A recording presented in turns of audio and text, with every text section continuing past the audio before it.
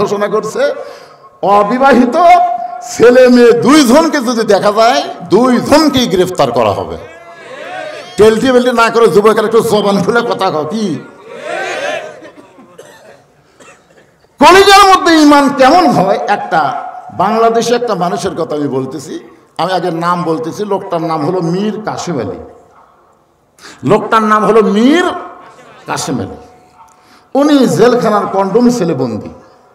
উকিল এসে বলতেছে, স্যার আজকে রাত 12টায় আপনার ফাঁসি হবে। মীর কাসেম আলী মুচকি মুচকি হেসে বলতেছে, ভাই এখন কয়টা বাজায়? তো বলে এখন বাজতেছে 9:30। আলহামদুলিল্লাহ, 2.5 ঘন্টা সময় ওয়াজাতে বসে থাকে, কি কর্ম? আমি 2 ঘন্টা ঘুম পারি। 2 ঘন্টা ঘুম পারবো, তুমি আমাকে এসে ডাক দিবে। উকিল কয়, কে রে পাগল, আর ফাঁসি হবি? আর ওই বলে ঘুম পারবি, আর হামাক বলে ডাক দেওয়া লাগবি। আসলে লোকটা ফাঁসির চিন্তায় পাগল হয়ে গেছে। উকিল মন খারাপ করে বের হয়ে গেছে। 2 ঘন্টা পরে উকিল কন্ডম ছেলের মধ্যে ঢুকে দেখে মীর কাসেম আলী নাক দেখে ঘুম পাড়তিছে।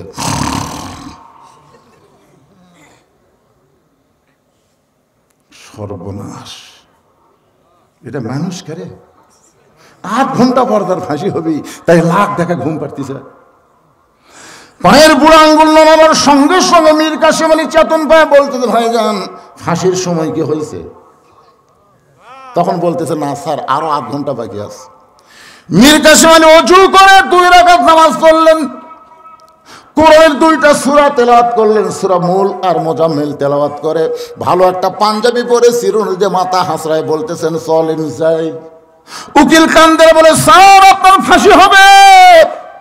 আপনি কি শ্বশুর বাড়ি যাবেন নাকি? এত সাইজা গুইজা আপনার ফাঁসি হবে। মীর কাসেম আলী কান্দের বলে, পাগল, ফাঁসি হবে আমার, কিন্তু তোমার চোখের পানি। শুনে নাও, আমি যখন 2 ঘন্টা ঘুমিয়েছিলাম, ওই ঘুমের মধ্যে আল্লাহ পাক আমারে জানাইছে, অন্যায়ভাবে যাদেরকে ফাঁসি দেওয়া হবে তাদের মৃত্যু হবে না, ফাঁসির সঙ্গে সঙ্গে আত্মা জান্নাতের দরজা দিয়ে আল্লাহ তাকে বরণ করে নিবে। ওয়ালা তাকুলু লিমান ইউকতালু ফি সাবিলিল্লাহি আমওয়াতুন বাল আহইয়াউ ওয়ালাকিন লা তাশউরুন। মার মার, কে বলছে? আবু সাইদ, মার।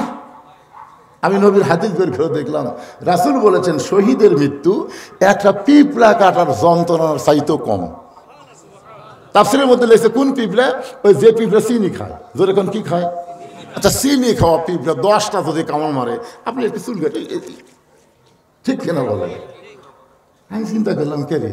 আবু সাইদক যখন গুলি করলো, ওই ভিডিও তো আমি একটু জুম করে দেখি, তো ওক যখন গুলি করলো তখন কি করলো?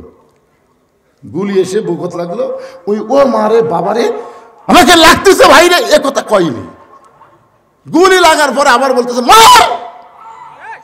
অন্যায়ের সঙ্গে আপোষ না করে হকের পক্ষে জীবন দেওয়া মুসলমানের জন্য অনেক ভালো। জোরে কোন কথা, ঠিক কিনা? মার। আবার যখন গুলি করলো, 2 বন্ধু এসে যখন হাত ধরলো, সঙ্গে সঙ্গে আবু সাইদ পড়ে গেল। এখান থেকে প্রমাণ হয়ে গেল আবু সাইদ মরে নাই, আল্লাহর পথে হকের পক্ষে শহীদ হয়ে গেছে। আমার গ্রামে এ পর্যন্ত 3 জন ছেলের নাম আবু সাইদ। আমার গ্রামে 3টার নাম আবু সাইদ হচ্ছে। আমি বলে দিলাম, আর আবু সাইদ থেও না। এখন যেগুলো হবি নাম থেবো ইয়ামিন, না হয় মুগ্ধ, এগুলো থো। আমার এক খালা তো বোনের মেয়ে হয়েছে। খালা আমার মোবাইল করে গেল, বহু তদবির করে রে, অনেক চেষ্টার পরে একটা মেয়ে হয়েছে, আমার নাতনি হয়েছে। তুই আলেম মানুষ, একটা ভালো নাম থতো বাবা। আমি বললাম, খালা হাসি না। এখন সেই কথা হাসি না। খালা 30 সেকেন্ড মোবাইলে কথা কয় না। আমি বললাম, খালা কি হলো? খালা খালা কি হলো? তুই আলেম না জালেম রে, তোর কাছে একটা ভালো নাম শুনবার চাইলাম, আর তুই খুনি হাসিনার নাম কস। আমি তখন বুঝলাম আবু সাইদ মরে নাই, হাসিনা বাঁচা থাকতেই পৌঁছে গেছে। ধরে কথা কর না কেন, কথা কর না কেন ভাইজান? তাসদিক বিল জানান, কলিজার মধ্যে ঈমান যখন ঢুকবে, ওই মানুষটার কাছে ইমানের চাইতে জীবনের গুরুত্ব বেশি হবে না, বরং জীবনের চাইতে ইমানের গুরুত্ব বেশি হবে। আমি আপনি যতই চেষ্টা করি, জীবন বাঁচাবার পারবো না, কিন্তু একটু চেষ্টা করলে আমাদের ইমান বাঁচবে। আপনার বলেন তো, যেটা বাঁচান যাবে সেটার পিছনে চেষ্টা করবেন, না যেটা বাঁচান যাবে না তার চেষ্টা করবেন? আপনি যতই চেষ্টা করেন তো জীবন বাঁচাবার পারবেন? তাহলে কি ইমান রক্ষা করতে হবে।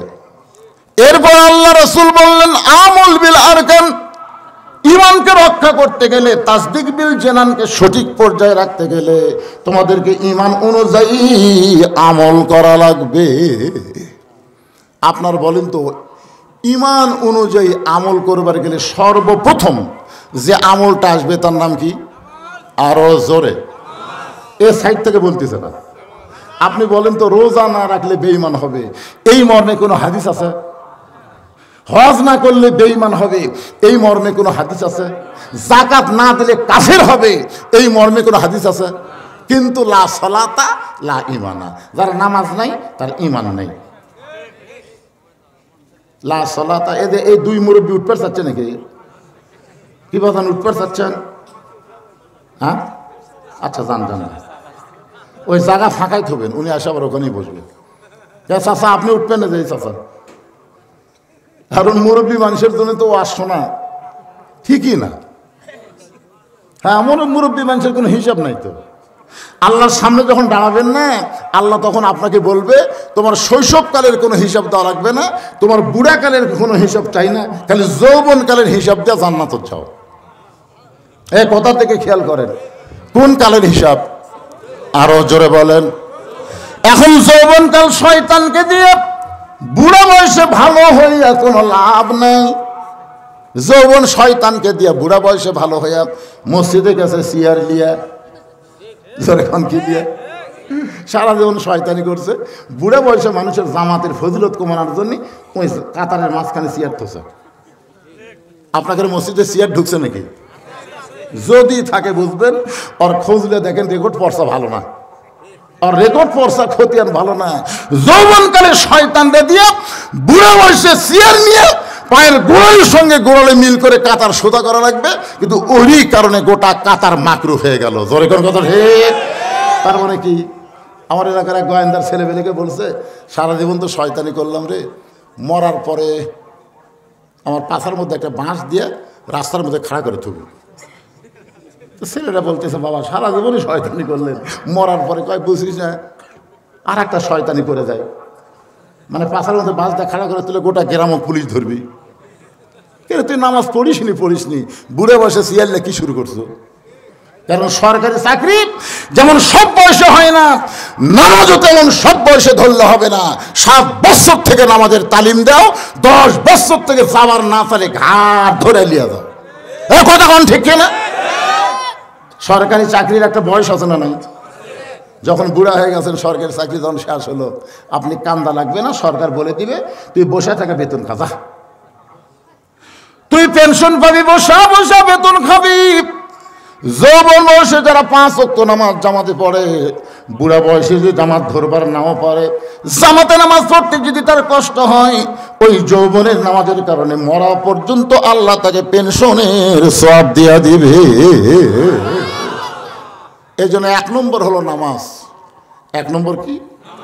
মান তারাকা সালাতু মুতাম্মিদান ফাকাত কাফারা। ইচ্ছা করে 1 ওয়াক্ত নামাজ যারা বাদ দিবে, অবশ্যই তারা আল্লাহর সঙ্গে কুফরি করবে।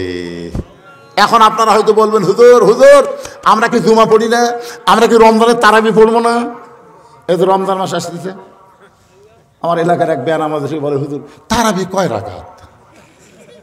ওই তো সারা বছর মসজিদ নাই, ওই রোজার মাসে এসে ফুতুও মারতেছে, হুজুর তারাবি কয় রাকাত? আমি বললাম, তোর মন কয় রাকাত কয়? তো কয় না, ওই যে মুজাফফর বিন মুহসিন করলো 8 রাকাতের বেশি পড়লে নাকি পাপ হবে।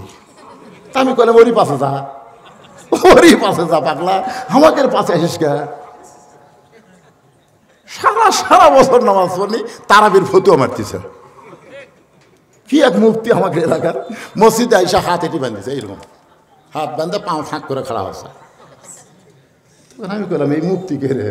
তাকে হুজুর সৌদি আরব গেছিল, 4 বছর পর ফেরত যাচ্ছে। নামাজ শেষ করলো, বললাম বাবা মদিনার কোন ভার্সিটিতে পড়ছিস তুই?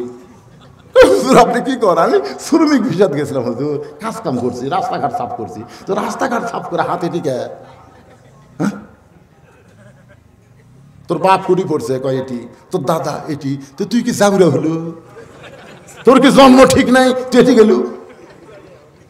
তুই তুই ফাঁক ফাঁক করে নাচ করে কি? এরকম কিন্তু ফেতনাবাজ আছে না নাই?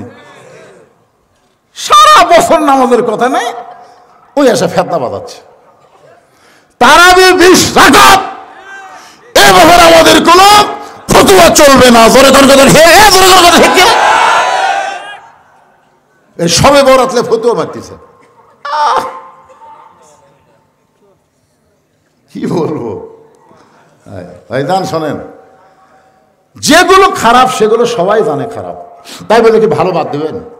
যখন ভালো কি বাদ দিবেন? একটু মনোযোগ দিবেন। আমল বিল আরকানের উপর আমি নামাজকে নিয়ে কথা বলতেছি। বলে হুজুর আমি কি জুমার নামাজ পড়ি না? আপনারা বলেন তো জুমার নামাজের ফরজ কি? এই যারা নামাজ পড়েন, জুম্মা পড়েন, তার কথা আমি বলতেছি জুমার নামাজের ফরজ কি? জুমার নামাজের ফরজ হলো ইজা নুদিয়া লিসসালাতি মিন ইয়াউমিল জুমআ ফাসআউ ইলা যিকরিল্লাহ। যখন জুমাতে আজান দিবে, আজান দেওয়ার সঙ্গে সঙ্গে মসজিদে আসা লাগবে। হুকুম কার? আরো জোরে। তাহলে আল্লাহর হুকুম হলো আজান দেওয়ার সাথে সাথে আসা লাগবে। তোমরা কখন আসছি স্যার? সবার শেষে আসা আগে যায়। 5 ওয়াক্ত নামাজের কোনো খেয়াল নেই। জুমার